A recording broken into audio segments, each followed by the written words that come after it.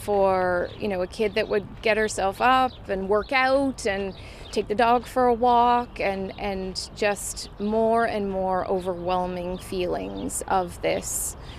And, to the point of very scary suicide ideation. Leanne Phillipson's 15-year-old daughter had just started a new school in the fall. She was entering grade 10, but had little time to connect before the pandemic shut down Ontario schools to in-class learning. What is she telling you about what she's missing in her life? Friends, any kind of normal life, anything different. A teenager who once had been active, loved karate, had joined the swim team, the field hockey team, was now struggling to make it all work remotely. Leanne started noticing frightening signs. We found that she had moved into self-harm. As a nutritionist and author who helps others feel better by eating better, Leanne saw her daughter was suffering.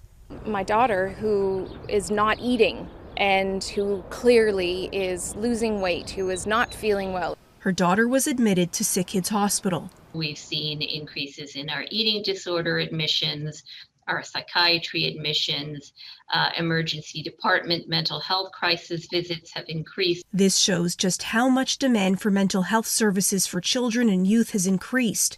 Most notable, the spike in eating disorder admissions. Being isolated and online and seeing a lot of imagery that focuses on body image and preoccupation with food and exercise. All of these things for kids who might be predisposed to being highly sensitive to all of these changes are all possible contributing factors. In February, SickKids released the troubling results of a survey finding a large majority, 70% of children and youth experienced harm to their mental health during the first wave of the COVID-19 pandemic. Anxiety presentations, sadness, loneliness, depression presentations. Many are presenting with thoughts of harming themselves or suicidal thoughts. Leanne can't say with certainty the pandemic caused her daughter's struggle, but it began during the first wave. I believe at that age, they don't have the life experience to know that there is another side to this, that we will get past it. I'm in the health field. I talk about mental health. I talk about the right foods to eat. I talk about how you can support yourself. It was just so overwhelming. It's no amount of blueberries or dark chocolate or avocado was seemingly going to help this. When Leanne Phillipson decided to speak out about her teenage daughter's mental health struggles during the pandemic, she said she wanted other parents to know they're not alone. This is what I think will change the stigma around this. Phillipson has sought support from numerous physicians and hospitals and continues to advocate on her daughter's behalf. A parent should go and get help whenever they're concerned. This pediatrician and adolescent medicine specialist says if you're worried about your child, start with a call or visit to your family doctor. We're in a pandemic, so I think it's reasonable to feel, have more worries or to feel a little bit down. It's when it affects your functioning. So when the child is not able to finish their schoolwork or participate in other activities. Sadly, while families are encouraged to seek help, they often encounter long wait lists for treatment. From CAMH to SickKids to George Hull. This child and adolescent psychiatrist says mental health care is chronically underfunded. If we adapted as a society because of a threat to our public health, where we didn't have enough capacity, so we redeployed people and we built field hospitals, why haven't we been doing that for children's mental health? And if young people aren't getting help in a timely way, he said, the impact on their mental and physical health can be long-lasting. It's been really bad for my mental health, to be honest. It really isolates you.